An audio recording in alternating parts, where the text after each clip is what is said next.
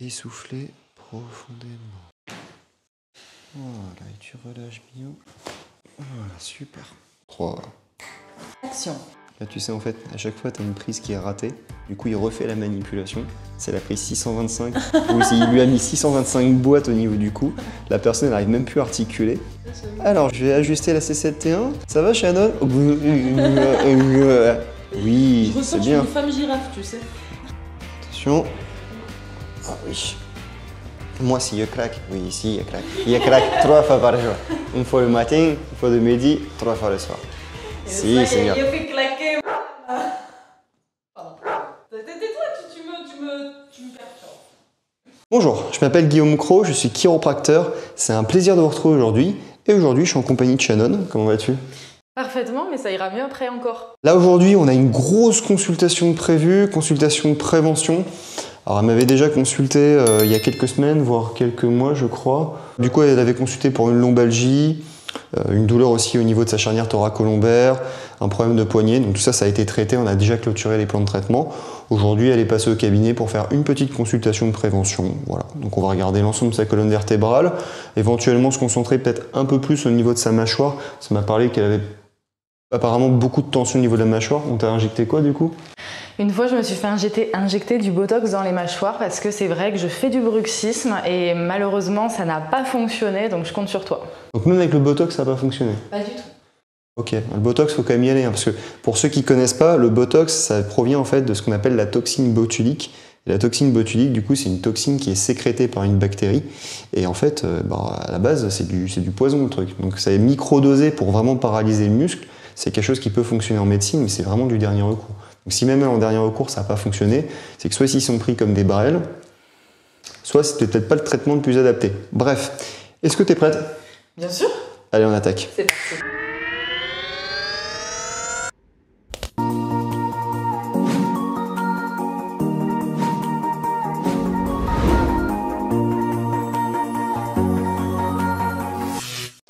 Du coup, comme d'habitude, petite palpation.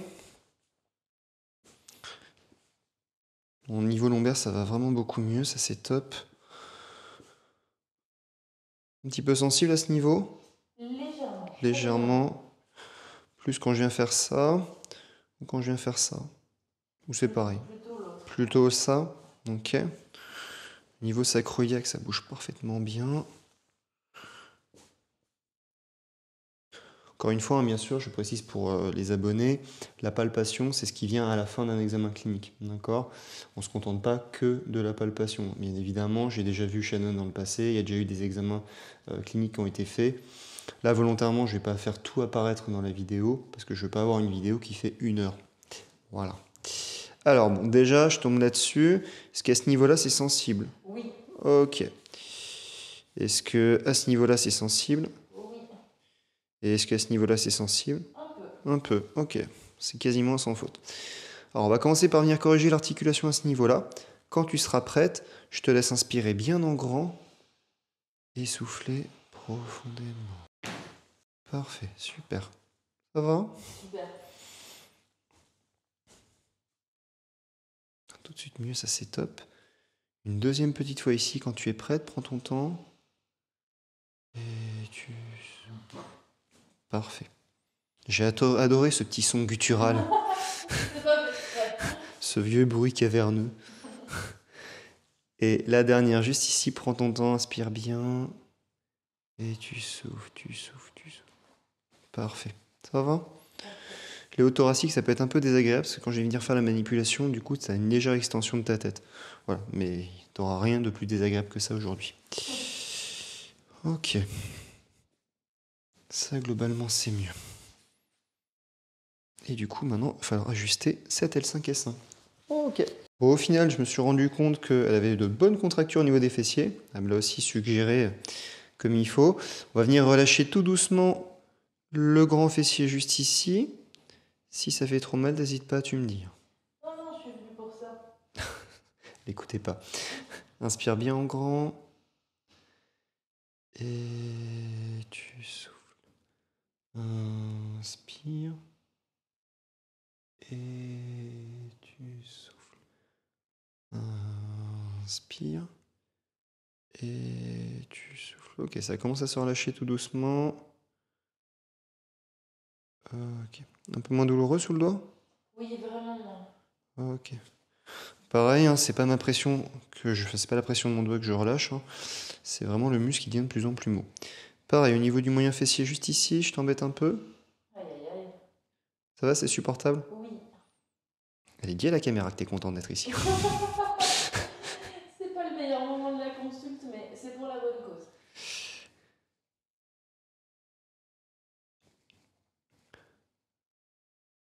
Ok, super.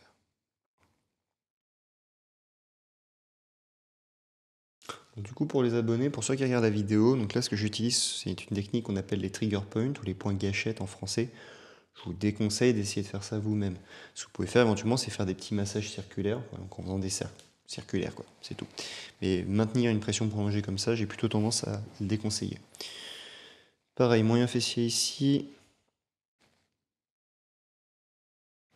Ok. Et inspire. Et tu souffles. Moins douloureux sous le doigt? Oui, vraiment. Ça va, ça se relâche bien. Super. En soi, je le sens que ça se relâche, mais c'est toujours bien d'avoir le retour du patient, le feedback. C'est bien, je commence à faire mon super anglais là. C'est feedback. Ouais, c'est ça, mais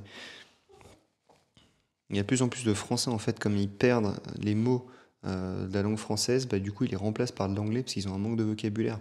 Et moi là, ça commence à m'affecter aussi, hein. Il faut que j'arrête d'utiliser des mots en anglais. La prochaine fois, on fait la consulte en espagnol, d'accord? Espagnol, ça va être compliqué. Anglais, ça va, mais non, ça va. Quand c'est un Australien qui parle anglais, Oui. oui, d'accord. Mon Dieu, appelez la SPA quoi. Non, c'est pas gentil ce que je dis, je pas le droit de dire ça. Ok, super. Alors du coup, ça y est, je suis déjà à la troisième prise, je commence à dire n'importe quoi. Manipulation lombaire, donc là on va donner l'extension au niveau de la L5S1. Donc ceux qui ont l'habitude de voir mes vidéos, c'est une manipulation que vous voyez assez fréquemment. Et en fait, spoiler, c'est très souvent le segment L5S1 qui pose problème chez les patients. Moi sur les lombalgies basses que j'ai chez les patients, c'est assez rarement L4, L5, c'est plutôt L5S1. Alors, je vais venir prendre un contact à ce niveau-là. Ta mission sera d'essayer de te relâcher le plus possible. J'allais dire dans la mesure du possible. Mais bon, c'est pour être sûr du coup que tu as bien compris. Je vais faire de mon mieux. Voilà. Relâche complètement. Et tu souffles. Super. Ah oui, quand un prof de yoga se relâche, c'est vraiment... C'est souple. Tac. Super. Franchement, c'est bon. Là, c'est vraiment, c'était du détail. Ok, parfait. 3. Action. Et action.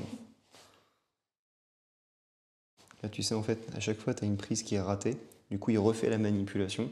C'est la prise 625. Ou il lui a mis 625 boîtes au niveau du cou. La personne n'arrive même plus à articuler. Alors, je vais ajuster la C7T1. Ça va, Shannon? Oui, Je c'est ressens que je suis bien. une femme girafe, tu sais. Quelle horreur.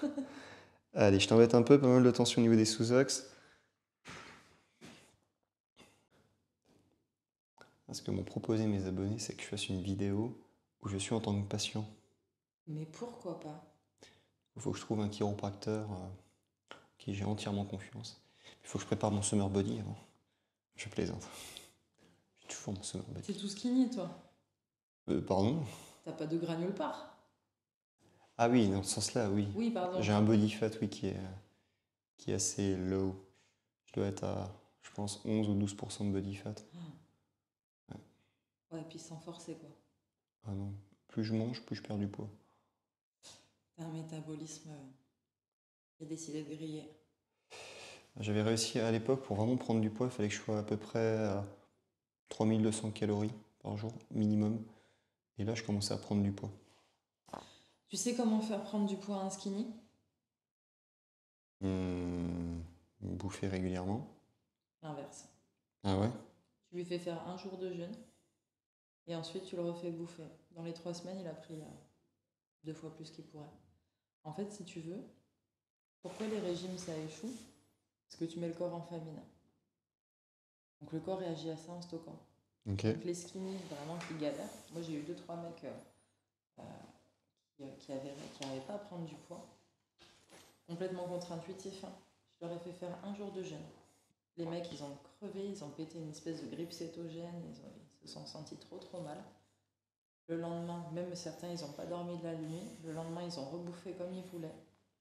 Et il y en a, les trois, en fait, c'est la première fois qu'ils arrivaient à prendre du poids en moins d'une semaine, quoi. À voir, pourquoi pas. La journée de jeûne, elle est violente. Bah, je serais un zombie, je vais pas bosser, c'est-à-dire, tu sens la différence entre là où ça bouge à peu près et là où ça bouge pas du tout. Totalement. Donc là, je suis au niveau de la C1, C2, donc on va faire une petite manipulation cervicale à ce niveau-là. Donc pour rappel, t'as pas la tête qui va tourner brutalement, nous ne sommes pas dans un film. Je vais venir prendre un contact ici, j'enverrai une petite impulsion sous ma main. Ok. T'essaies de te relâcher le plus possible. Voilà, et tu relâches bien. Voilà, super. Ça va? Je sens plus mes orteils. C'est normal. De toute façon, je suis pas pédicure podologue.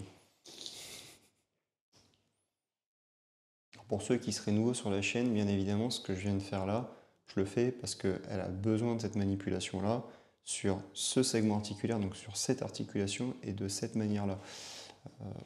Commencez pas à essayer de faire ce type de manipulation chez vous. Je l'ai bien mis dans la description.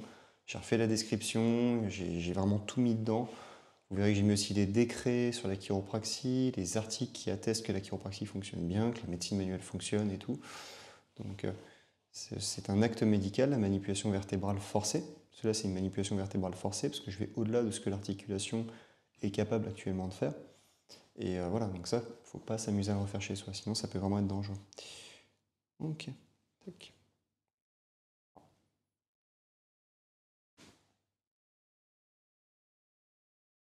Je vais dire un truc, tu vas rigoler, mais la sensibilité de mon micro, je l'avais tellement augmenté que du coup, on m'entendait déglutir. Oh. Et il y a des commentaires qui ont été automatiquement bannis par YouTube où ils me disaient qu'ils adoraient m'entendre déglutir. Un truc dégueu. Le mot déglutir est banni du YouTube. Je sais pas, enfin non, mais c'était pas le mot déglutir, c'était pas le mot déglutir, c'était ce qui allait avec. Donc,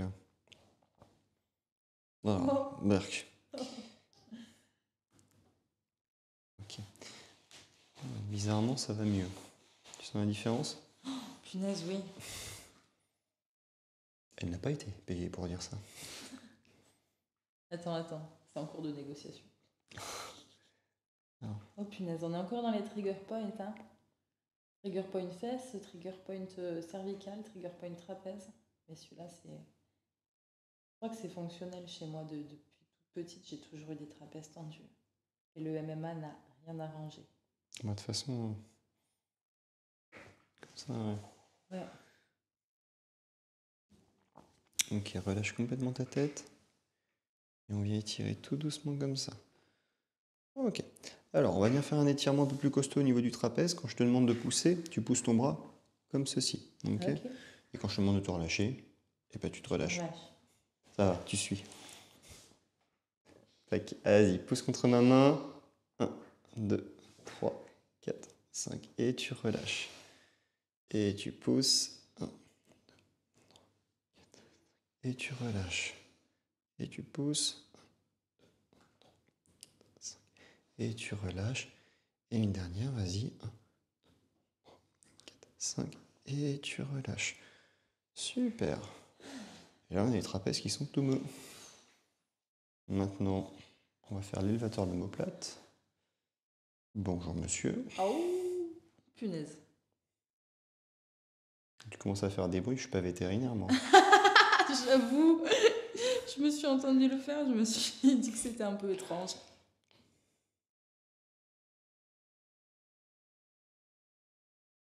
Tac. Et je reste ici un tout petit peu. Si tu sens une douleur au niveau de ton front, au niveau de tes tempes, c'est normal. Pourquoi? Parce que du coup, je relâche en fait des muscles qui s'appellent les sous-occipitaux et ça peut projeter temporairement des douleurs au niveau du front. Ce qu'on appelle des céphalées de tension. Ok. Ah ouais. Je sens un tout petit truc dans les tempes. Tac.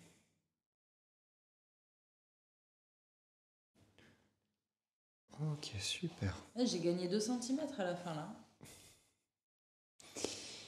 Je te raconte un truc hors dehors de la caméra. Et vous n'insistez pas, ça servira à rien. Ok. Alors, avant de toucher le visage, toujours un petit peu de gel hydroalcoolique. On ne s'en lasse pas. Je suis surpris d'avoir encore de la pose sur les mains. Après toutes ces fois, j'ai mis du gel hydroalcoolique. Tout le corps médical compatit avec toi. Et encore, à un moment donné, on devait mettre des lunettes en plexiglas. Pour éviter les projections de... Ouais, mais je les ai toujours, ça fait un peu expert Miami, tu sais. Horrible. Ok, alors je vais venir toucher à ce niveau-là. Donc je vais venir appuyer au niveau du muscle qu'on appelle le masséter et du muscle qu'on appelle le temporal. Ce sont les deux muscles principaux responsables de la mastication et du coup de l'ouverture-fermeture de ta bouche.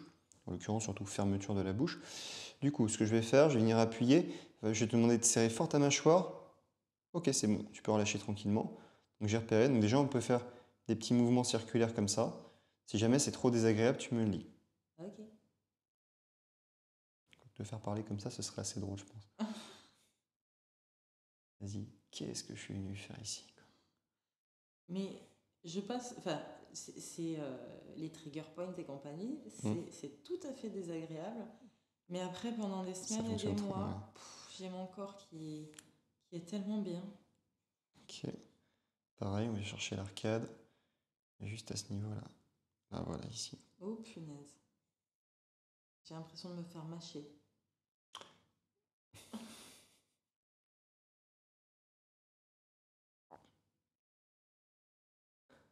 Ok.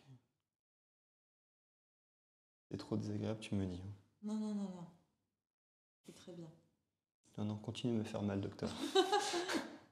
Non, mais je sais, en fait, le truc, c'est que comme j'ai passé des dizaines de séances avec des kinés qui n'ont pas nécessairement eu les outils pour résoudre mes problèmes.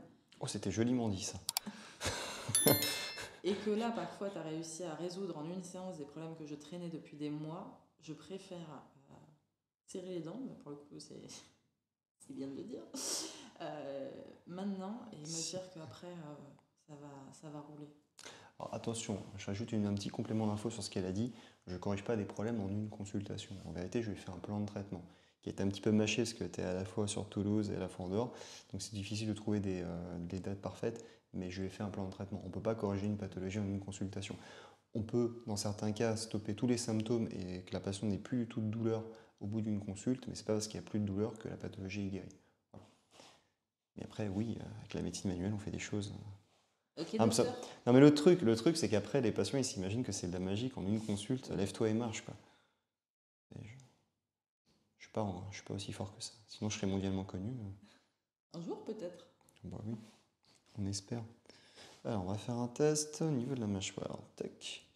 Je te demandais d'ouvrir la bouche légèrement. Ok, referme. Ouvre en grand. Referme. Ouvre en grand. Referme. Ok, et une dernière fois, vas-y. Referme. Ok. Est-ce que tu as la sensation quand tu ouvres ta bouche d'avoir une déviation au niveau de ta mâchoire? Je crois pas, non. Bah, je suis d'accord avec toi parce que ta mâchoire, du coup, elle bouge très bien. D'un point de vue ouverture et fermeture, il n'y a aucun problème. Il y a toujours le test, alors il n'y a pas de blague derrière, mais c'est toujours ce qu'on appelle le test des trois doigts. C'est-à-dire que si on arrive à rentrer trois dents dans sa bouche comme ça, c'est qu'on a une ouverture de mâchoire qui est satisfaisante. Voilà, ça c'est un test orthopédique. Je disais pas ça pour que tu... Mais bon, bref. Tu as attisé ma curiosité. Ouais, ça se voyait que tu avais une bonne ouverture de mâchoire. Et moi, je le savais pas. Donc du coup, d'un point de vue articulaire, il n'y aurait pas besoin de faire des manipulations chez elle. Elle, c'est surtout du musculaire. Donc typiquement, cette patiente-là, je ne prendrais pas beaucoup de risques en supposant que potentiellement tu as déjà fait du bruxisme, ou tu serres les dents très fort la nuit, tu grinces des dents, etc. Tu as dû avoir des gouttières, ce genre de choses.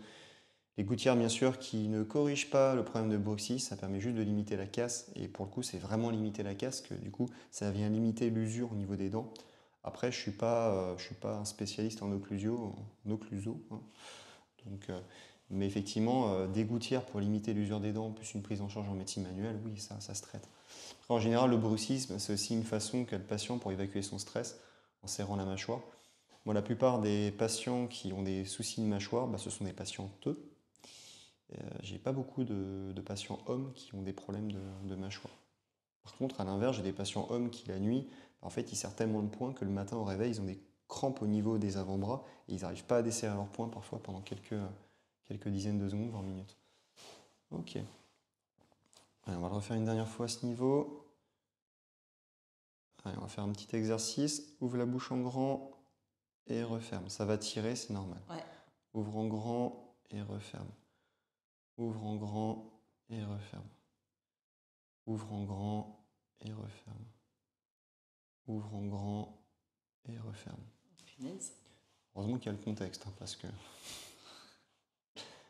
ça va, c'est la fin de journée, je commence à fatiguer aussi. Et moi aussi, j'ai une vie qui est compliquée, hein, je bosse beaucoup. Mais tellement. Là, tu le veux bien. Mais après, ça va, je bosse pas le dimanche. Je bosse plus le dimanche. Je bosse que du lundi au samedi. Ah. Ça, c'est nickel chrome. Au niveau des trapèzes, on a encore un tout petit peu ici. Puis ça va être pas mal.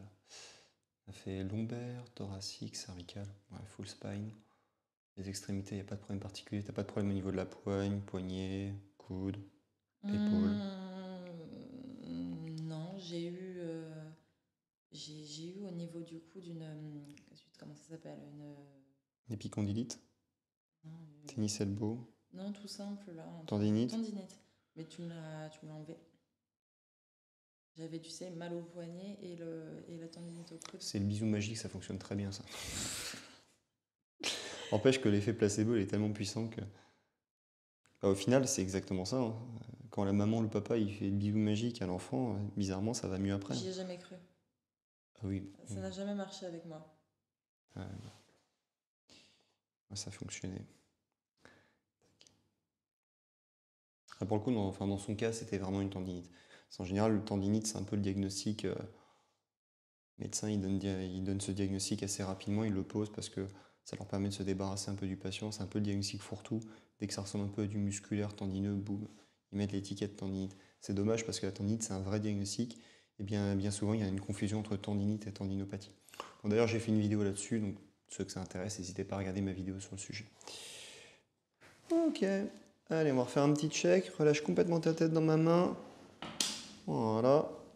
Tchoups. Perfect. Autre côté.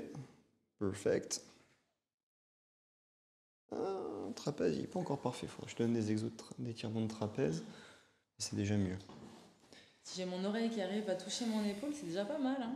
Bah. Pas tout à fait de ce côté-là, mais de l'autre côté, ça fonctionne. Ouais. J'ai des problèmes de trapèze depuis l'enfance, donc ça, pour moi, c'est énorme. Attention. Ah oui. Moi, si je craque, oui, si je craque. Je craque 3 fois par jour. Une fois le matin, une fois le midi, 3 fois le soir. Et si, c'est bien. Il a fait claquer. Pardon. Tais-toi, tu me perturbes. Bon, ce qui clôture notre consultation. Je suis en train de faire une gueule, laisse. Ok. Ok, on est reparti. Et dernière. Et 1, 2, 3. Bon, ça fait à peu près 25 fois qu'on fait la prise pour clore cette consultation. Heureusement que je ne filme pas ce qui se passe en dehors des prises parce que je pense que vous seriez bien en train de rigoler. J'ai déjà du mal à organiser ma pensée. Elle me perturbe. Bref, du coup, c'était une consultation de prévention. On a regardé l'ensemble de la colonne vertébrale. Globalement, franchement, ça allait. Il y avait deux articulations thoraciques à corriger, une articulation lombaire, une articulation cervicale, un travail au niveau de la mâchoire, un travail musculaire au niveau de tout ce qui est ceinture lombopelvienne, un travail aussi musculaire au niveau de la ceinture scapulaire. Bref, beaucoup de choses. Attention, encore une fois, ce ne sont que des extraits de consultation. Donc, si vous êtes professionnel de santé, attention, prenez du recul. Si vous trouvez des incohérences dans le raisonnement clinique, c'est normal parce qu'en fait, vous n'avez que des bribes, que des extraits de consultation. Pour ceux que ça intéresse, Shannon est aussi youtubeuse, n'est-ce pas? Voilà, elle est un peu plus compétente que moi en yoga. Et encore, c'est un doux euphémisme. Donc, n'hésitez pas à aller voir sa chaîne. De toute façon, je le mettrai dans le titre de la vidéo. Si vous avez des questions, n'hésitez pas à mettre des questions. Moi, vous avez vu, hein, j'adore répondre aux questions, je vais y arriver, à condition que ce soit dans de la politesse, du respect, etc. Et que du moment que vous ne remettiez pas en question la légitimité de la profession sur des bases farfelues, moi, sinon je suis ouvert au discours. C'est là Kirocron, on se retrouve très vite pour une prochaine vidéo. Merci et au revoir. Bye bye. Quand j'étais en BPGEP, j'étais au tableau et je sais pas, il y avait une espèce d'ambiance et j'étais là, j'écrivais puis en même temps, tu sais, je faisais...